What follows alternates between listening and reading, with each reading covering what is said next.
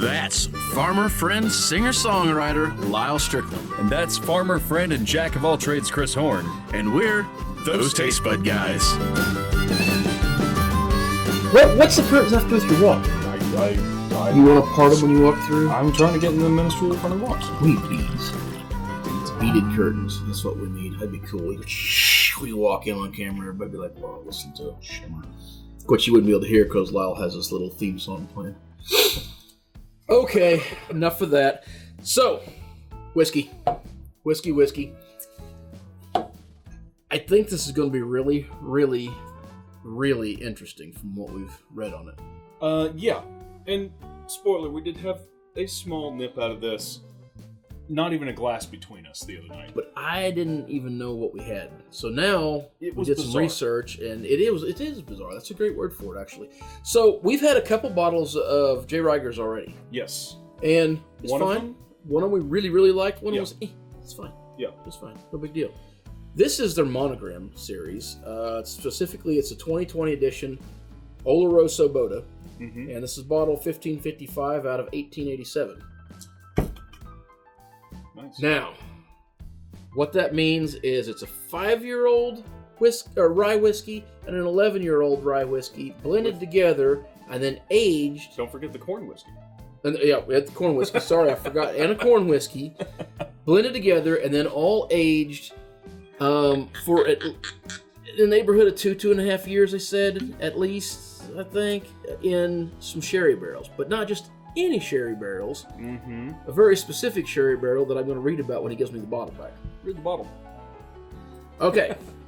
It is a century-old sherry cask from Williams and Hubert Bodega. Bodega is not capitalized, so that might not be their last name. Anyways, so they do this every few years.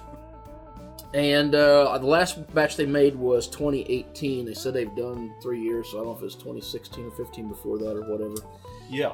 But they've got some very old sherry mixed in with this, and it makes an incredibly unique whiskey, which it should be, because it's about $100 a bottle. Yeah. Yeah, it's not a cheap bottle by any means. No. This one's a loaner. It didn't cost us nothing. The nose is so weird. Like it's pleasing and offensive all in one. I'm at the same place I was the other night when I smelled it. If you pull out a box of kitchen matches, open them up, stick your nose in it, and go, that's what that smells like. Yeah, there's a bit of like sulfur and wood. Yeah, it's matchsticks and But it's unburnt matchsticks. It's before they're ever lit. And some leather, like stained. And then there's this leather. absolute hidden little sweet note under it, which I assume is the corn. Under all of that. Under all of it. Yeah. And it's mild, it's light, but it's there.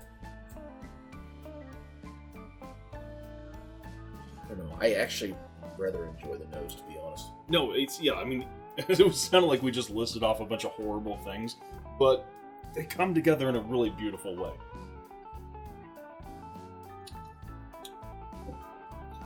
It's so weird.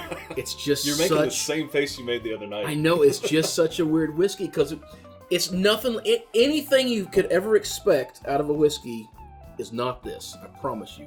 The only one I can even come close to, the only two I can even say that comes close to this is if you've had Brimstone. We reread the shelves, I don't know where things at. Brimstone by Balcones has that same strong wood smoke. But this is almost...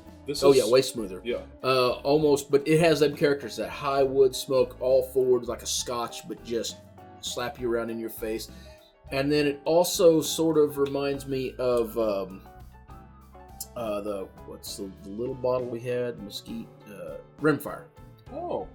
Where it has them Scotch characters with the lighter side of it, where you had the sweet and the butterscotch notes. So that's the two things that jumps out at me. But still, even on the palate, you get all that wood, which I assume is from 2.5 years, set up to 2.5 years in a sherry cask. Yeah, this is really one to chew on. Like, yeah, because there's a spice to it. It doesn't leave your mouth, but it leaves you doing this. Like you just chew the damn thing, and it's in a really, really good way. It's not. I would not classify this as a smooth whiskey, but it's smooth for everything that's going on in there, which is a lot. Yeah, it doesn't have a bitey characteristic to it. Yeah. Which is kind of nice, considering, I mean, how much else is going on in there. You get the leathers, you get the wood still, you get a little bit of sweetness, but there's these unnamed spices, which I can only assume is the sherry notes. Or maybe it's the way it mixes with the rye. I don't know. This whiskey belongs in a Duluth trading catalog.